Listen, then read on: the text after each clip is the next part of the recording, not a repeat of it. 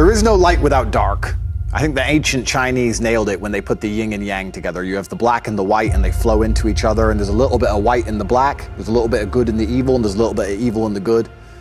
And if life is perfect all the time, you don't appreciate anything. I actually think one of the worst lives you can have is a life where everything goes right all of the time. If you're spoiled to that degree, especially as a man, as soon as you reach any kind of difficulty, you're gonna crumble. So I've had to get up a bunch of times, and I do not pray for an easy life. I pray for a difficult life with difficult challenges to solve and being strong enough to handle them. I've never tried to make my life easier, in fact, quite the opposite.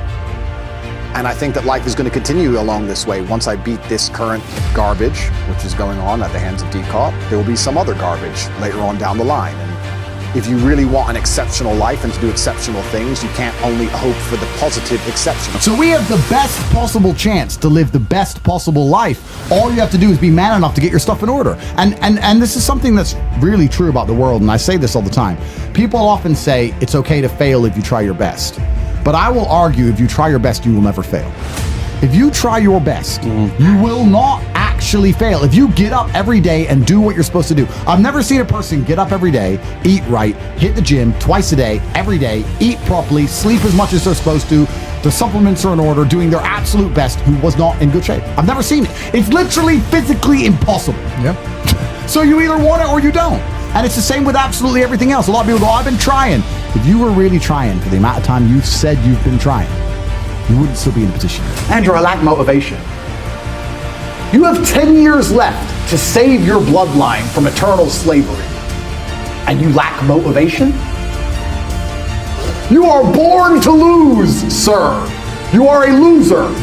All of your ancestors who fought saber-toothed tigers should have just laid down and died, because they fought their best for you to be born so you can jack off to Pornhub during the last few years where you stand a chance to save your last name from eternal serfdom. You are a dickhead, and you deserve to be poor.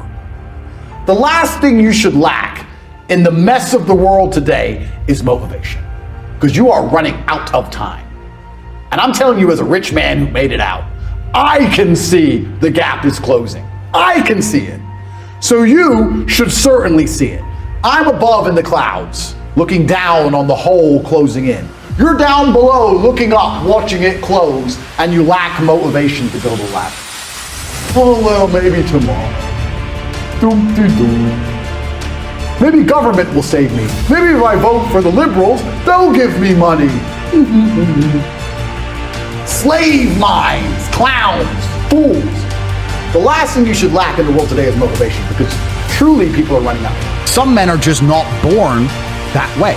Some men are born with something else inside of them, with a fire inside of them, which cannot be extinguished by beans on toast, TV at night, 9 to 5, sitting around with your wife, a couple blowjobs a month.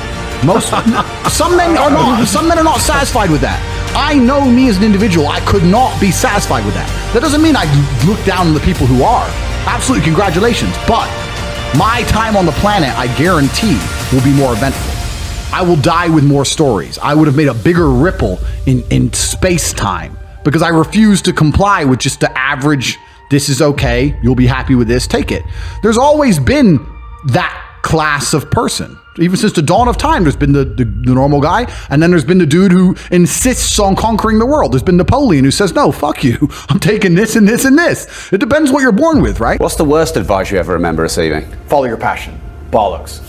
Biggest crock of shit. If you're only going to do things you're passionate about and do things you want to do instead of getting up and struggling doing things you're supposed to do because you have a duty to God and to yourself, you are going to be a loser forever.